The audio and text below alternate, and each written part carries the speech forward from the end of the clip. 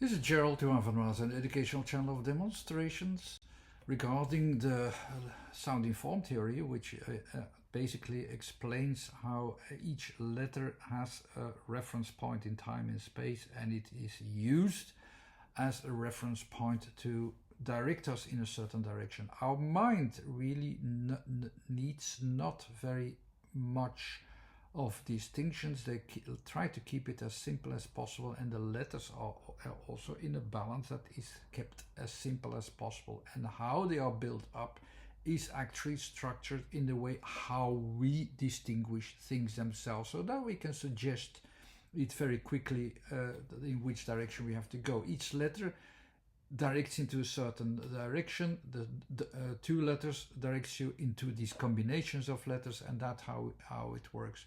We're not very conscious about how this works, but I worked it out very well. I explained it already in some videos. It's all about focus. It's a focus that you have in space, in time, but also it's also about focus itself. So there are a couple of letters that are really only about that. So please refocus, please refocus, please readapt. That's our suggestions that are also used in certain letters. All the letters are built up are built up in my theory as in a numerical system, but it's much more than that. It's the system of giving things an order, of suggestion, how actually reality works according to our reactions. And this is about the third part. I'll explain it in a different way as I did before to get used to how this works. For letters, we don't need much more than a focus and a distinction. And distinctions actually don't have much complexity. It tries to be as simple as possible. It's more complicated than the binary system, which just says yes or no. No, it's slightly more complex than that. It is going towards a focus that you're trying to think, okay, I think I have it, and then yeah, I'm sure I have it, and now I'm not sure anymore that I have it. These are three different sections that are related also with the middle point where I focus, and then I establish material. It's the material and the volume part, and then the edges, which says I'm not sure if it still fits within my frame.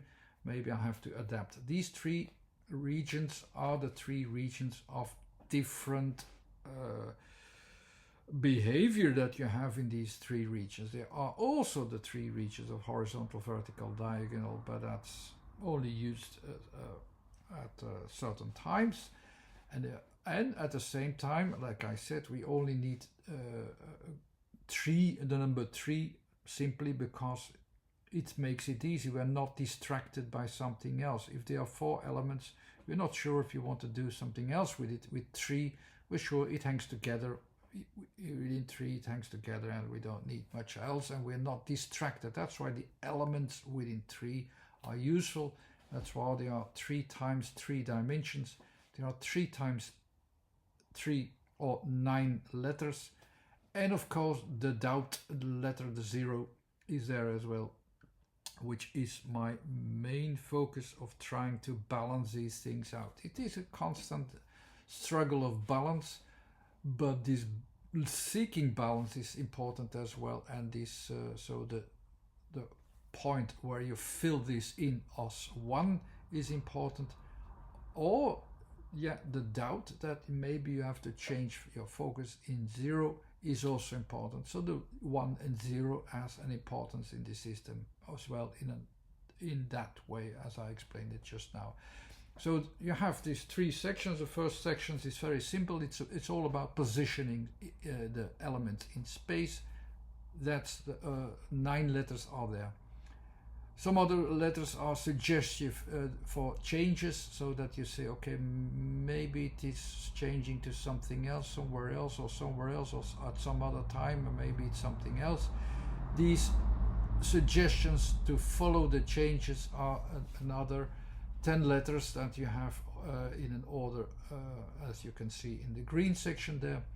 And the last one I will explain now differently, is about your interpretation. So it is refocusing the context, it's refocusing the pinpoints of your centralized position as in Q. It's refocusing the material in V. It's refocusing the limits in the G. And then sort of in between combinations as well, which I will now explain. So you have these three sections, but the last part I can also explain in these colors. As I said, there's a neutrality in the blue. That's all the spatial reference as starting points. There's a changing part in green, the time references of change. And the red part is the dangerous part where everything is changing and you have to adapt and do something else with it, because if you don't, it will not work and it will break apart. That's the red. The red flag, which tells you like, pay attention, you have to do something, adapt your focus. In this case it is. Also in language, these letters is also about like, now please adapt your focus. And this is based upon your context, what you need. We have to adapt again our focus, so I'll have to intervene or have to use the ideas in our interaction to see what we need to do. These colors matter because they are they also in three sections. So in a way they have a blue section, a green section, and a red flag section, or the edges or the borders and so on are there as well, but they are always mixing. So because they are changing positions, they're changing positions of time and space. That's what will you do in the last section. So what you will do with all these letters, I will go to them one by one in the explanations as I explain them in colors and in sections. I have the Q. The Q is blue, so it refers to, it is in the first section, it refers actually, please refocus your first starting point. So we go back to the starting point. It is actually says something like, please give attention to my focus. I have a certain focus. There's a reason why I have this focus. This focus has a starting point of its own. Please give attention to it. It has a reason, that it has its own functional way of why it is having its own center. It has a reference point in space. Adapt to it. Adapt your focus towards the Q there, and this Q goes all the way back to the blue part, to a new center point of focus, which you didn't see because you didn't have it, but this is a suggestion. The Q is a suggestion that you move towards that. That's the way how it says adapt your focus. The V is also a way of saying adapt your focus, but it's adapt your focus of the material. It's in the green part. It's about how the material is growing, where it is going to. So also we will suggest where it will go to. So I want to decide with my V, where does this material belong? I want to refocus this material. Some of it will belong to someone and something will belong to someone else. It's within certain spatial references and it is within certain time references. It simply says refocus the material. It has this need with the V to do so. The G, the same thing. It's also about please adapt your focus. It's in the red flag area, so the last area, it's at the edges, that's a limit, so it is at the edge of what your limits are to focus clearly. So what does that mean? That it's almost beyond your reach of focus, but what do you need to do that to make that work? Please readapt your focus. Your mind is when you start to think about God and you start to fill that in, you will reach the end of what you can think and so on. Actually, you will not cross that limit because you're limited to what you can think. So how you will fill it in? You will fill it in within your own borders. So what are you doing? Why are you filling this in something you don't understand, what you're not grasping and so on? So please refocus. Focus means let it fit within your range of spatial references, which is actually what you are capable of, where you are, where you are. You will do that anyhow, so do that. So please do that. It's also a suggestion. Please do that. Make it fit within your own time frame. Make it fit within your spatial references. When we ever name anything with the G, it's also saying make it fit within your own limits of your understanding. Make it fit within your own environment, what you have, even if it is about things that go beyond your own space, beyond the times of your own life. Make it fit within that range, because it will do that anyhow. So also your focus has to do that, because otherwise you will lose focus. The H, where it will lead, the H, where will it lead to? It is in the green part, as you said, or in between the blue and the green actually. But so it will go all the way to the blue part. And what will it do? It is, we know already, it is about the spatial area, and it is about the range of everything which is growing. Let it also fit within its spatial references and use it, make it useful within its own range. The H is doing that, just like the G is doing that as well, but it's more like it's the H of life, of breath, of everything. It's let it give breath. Maybe this explanation isn't so wonderful at this point yet, but okay, I have already explained part of it. It is actually also saying, please adapt your focus to where it is alive and where it gives life, where it is prosperous.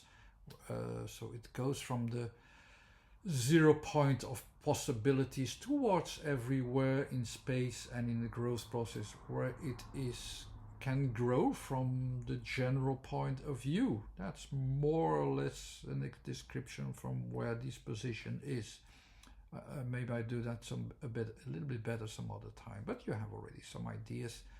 The O, as you can see there, it's actually the 0 point in each section. It's the 0 point of attention, which is different in space, of course. It's making your neutral point in space, where you can find your own reference points, that you can find the points in space. The 0 point in the growth process is working slightly different. But the 0 point in the last section is this matters now is the 0 point of around the whole reality, so it can go all directions, not just your direction. Is the direction in which everything can go, even the things that you don't even can grasp. It doesn't matter. It's just the 0 point itself around the balanced way of dealing with it. That's your focus of the growth process themselves. That's the green part, and the place where it can be, that's the blue part. Okay, I hope I explained it better some other time. The R now, this time it goes towards the 0 part. It goes towards a balance. And what does this balance wants to achieve? It wants to achieve a growth process as well, the growth process of the material that uses a form, that uses a move. So the formation process is formed in the blue part. The things are moved towards new positions in the green part, and the R is the focus that actually makes things move in position, in focus, anything that fits with the R. I hope also to explain it better some other time. Okay, the last two letters, I hope I explained it well enough. The E is it's in the red flag area, but it is the diagonal. It's the diagonal back to the previous system of the green and the blue. So it is reaching its limits. It's finding a new limit. So it is finding a new center point of new limits. But it is useful. It can be used. It can be used in progress, and it can be recognized in the material world. So it is recognizable. It is useful for the progress. So the new element that has its new limits can be used. So the E are about finding something that has different orders, has different limits, has different way of behaving, but it fits. It is recognizable, and it can be used for progress seen from this position. So the E also says, I can use it. You can use it. So that's, you can insert it, you can interact, and so on. You can use the E in that way. The S, the last letter in this section, it's the effect that it will have on the limits. Is the other way around. It's neutral as well in a way, but it has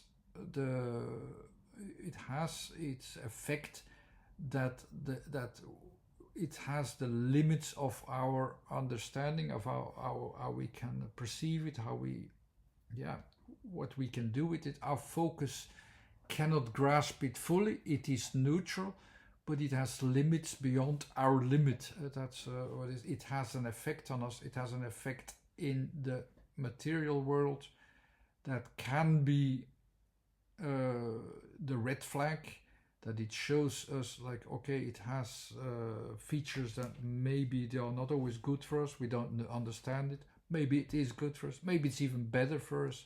It's not negative or positive, but it's beyond our grasp. That's the effect that it will have. In its own, it has neutrality, but it's a red flag because it's beyond our focus already.